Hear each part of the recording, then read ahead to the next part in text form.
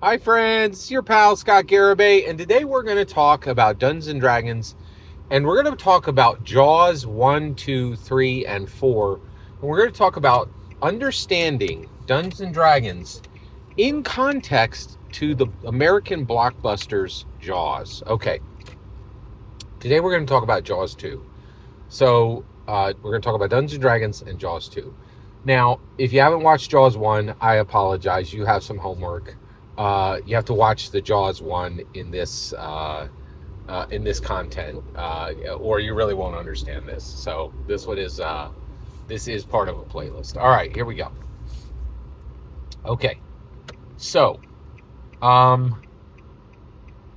Jaws 2. Okay, so I watched Jaws 50. Okay, and the reason why I watched is it was celebrating a 50-year revival, and it was remastered, and it was on Peacock, and I was like, I don't have anything to watch. I actually, you know what? I had tons of stuff to watch. I always have tons of stuff to watch now. I was like, I want to watch this. I want to see this. I'm excited about this. So I watched Jaws 50. Right, it was a classic. It really stood up to rewatch. I hadn't seen it in easily a decade. And it was a classic. It was, it's a Steven Spielberg classic, right? It's literally a modern classic. But when I was done, I was like, wait a second, there's the thumbnails for all these other Jaws, right? And I was like, I'm gonna watch these, right? And then I was like, wait, Scott, wait, no. Look at the Rotten Tomatoes, and look at all the critics telling you, oh, these are garbage. These should have never been made. And then I literally remembered. Right? I remembered somebody saying, hey, Michael Caine, thanks for coming on this junket for this movie. Remember that turd of a movie you made, Jaws the Revenge? Can we all just laugh at what a terrible movie that was? And Michael Caine famously said, he said, I really don't remember much. In response to that question, he's like, I really don't remember much about Jaws the Revenge, right? Like, my part in that film and me, taking that, me doing that movie, right? But you know what I do remember? I remember the house it bought me, right? And he goes, it's very nice. It's like a mansion, right? And I still own it, right? And I was like, and I remember, so I'm like, oh, I'm going to watch Jaws 2, 3, and 4. But I've never seen them. I really liked Jaws. Let's give it a chance, right? So I watched it. I watched Jaws 2. And you know what? I was blown away. It was a very good movie. Was it good because it was original? No. It was literally the same beats as the first movie. Sheriff Brody who is not good on the water, lives in this town and warns everybody, hey, there's a shark in the water. And the mayor's like, forget it. It's the sun's out. Everybody needs to go back in the water. There's no shark, you silly man. And then him throwing a flag, and the flag isn't real, and it was just it was bluefish. It wasn't the real shark.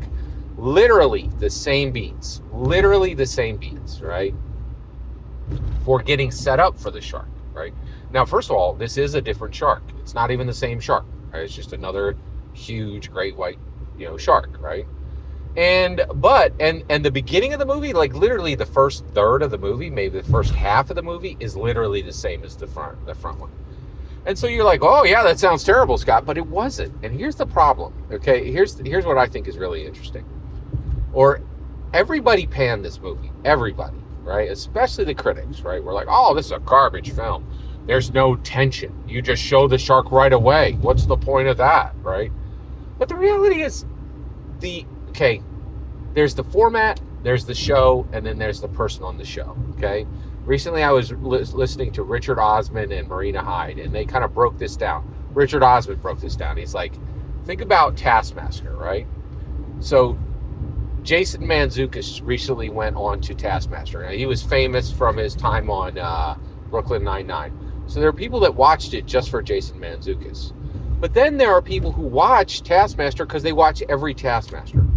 But then there are people who watch Taskmaster not because they watch Taskmaster, but they love improv shows. They absolutely love the format, right?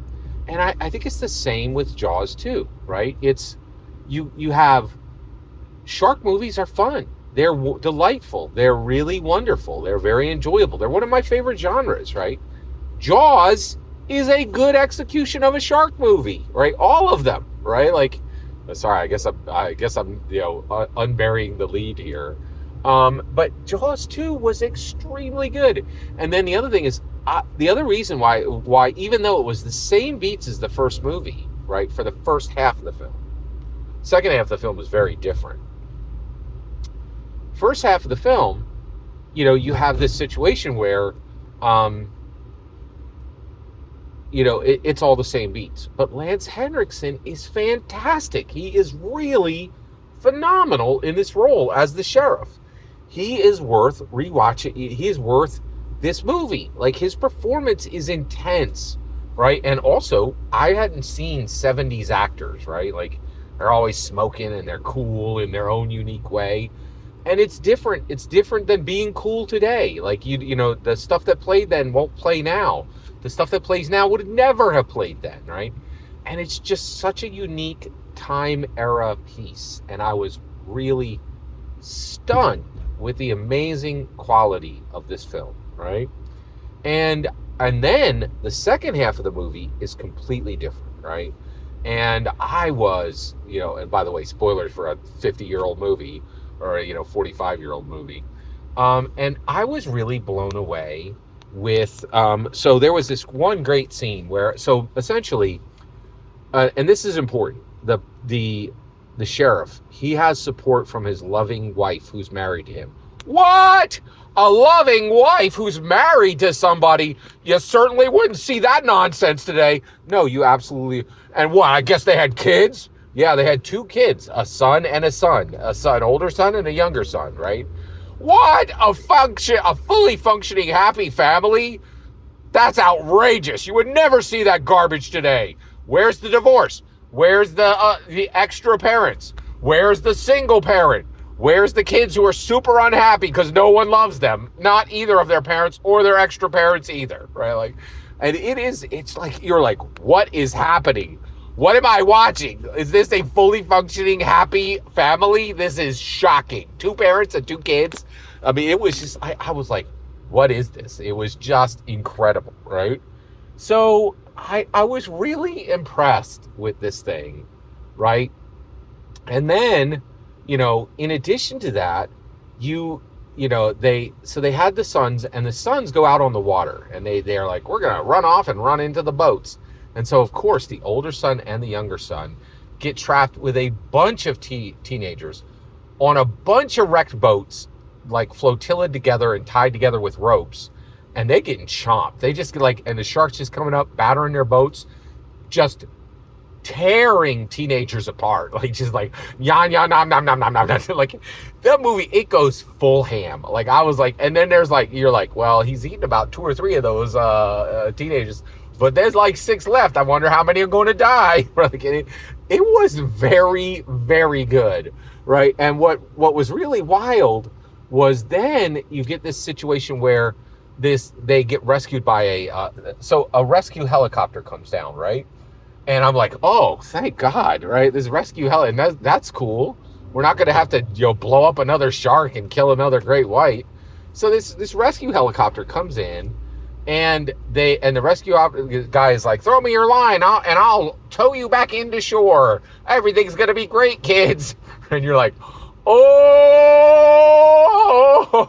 I know what's coming. And sure enough, man, they tie the helicopter to the boat flotilla, and then he fires up the helicopter. Helicopter lifts a foot off the ground. Shark comes in, chomps the pontoon, and pulls that helicopter into the water. It was hysterical. Not only does the helicopter get pulled into the water, right?